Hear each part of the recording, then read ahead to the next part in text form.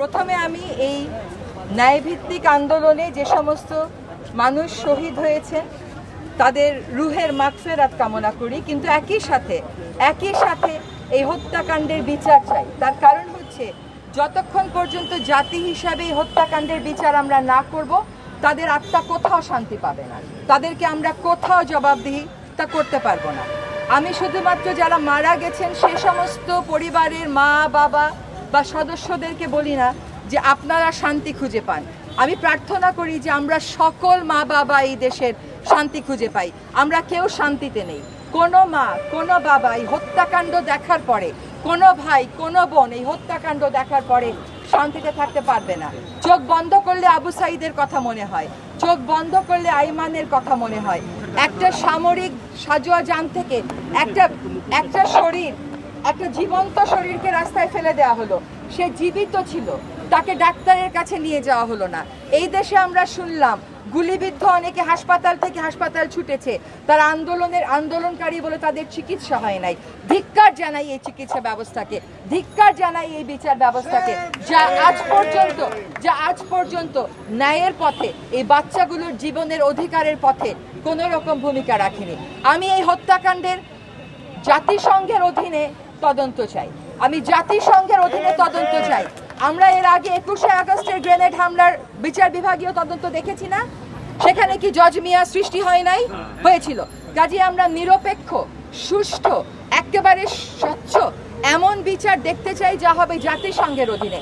প্রতিটা লাশের বিপরীতে আমরা জবাবদিহিতা চাই, প্রতিটা গুলিবদ্ধ দেহের বিপরীতে আমরা বিচার চাই। আমরা জবাবদিহিতা নিশ্চিত করে তবেই আমরা রাজপথ ছাড়ব।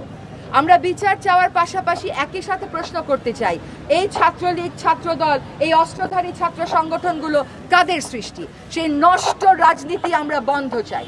আমরা অবশ্যই রাজনীতি সচেতন ছাত্র সমাজ চাই, কিন্তু যেই রাজনীতির নামে হল দখল করা হয়, রাতে আলো নিভিয়ে দিয়ে আইন শৃঙ্খলা রক্ষাকারী বাহিনীকে দিয়ে ছাত্রলীগের সমর্থনে গুলি করা হয়, আমরা সেই ছাত্র রাজনীতি কোনোভাবেই চাই না। আমরা বিশ্ববিদ্যালয়গুলোতে সকল শিক্ষা প্রতিষ্ঠান অবিলম্বে খুলে দেওয়া হোক এবং সেখানে ছাত্রছাত্রীদের, শিক্ষার্থীদের নিরাপত্তা নিশ্চিত করা হোক, তুলে নেওয়া হোক সকল অস্ত্র।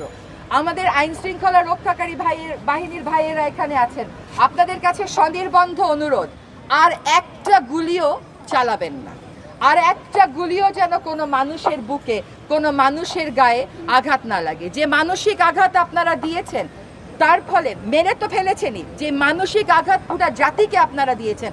আপনাদের সাথে আমাদের সম্পর্ক স্বাভাবিক হতে আর কত যুগ লাগবে তা বলতে পারি না।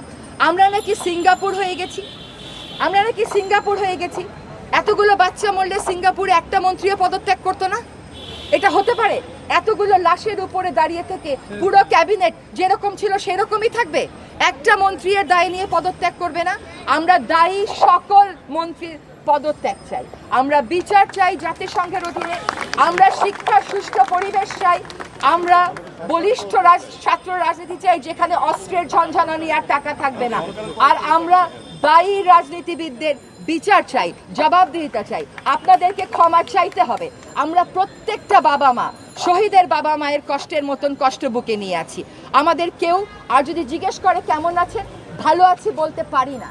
ধর্মের বিধান অনুযায়ী বলতে হয় ভালো আছি আলহামদুলিল্লাহ, কিন্তু বলা যাচ্ছে না আমরা ভালো নেই। এই জাতি ভালো নেই, এই তথ্যটা যত তাড়াতাড়ি বুঝবেন এবং নিজের ভুল স্বীকার করে সেটাকে সংশোধনের দিকে আগাবেন, ততই জাতির জন্য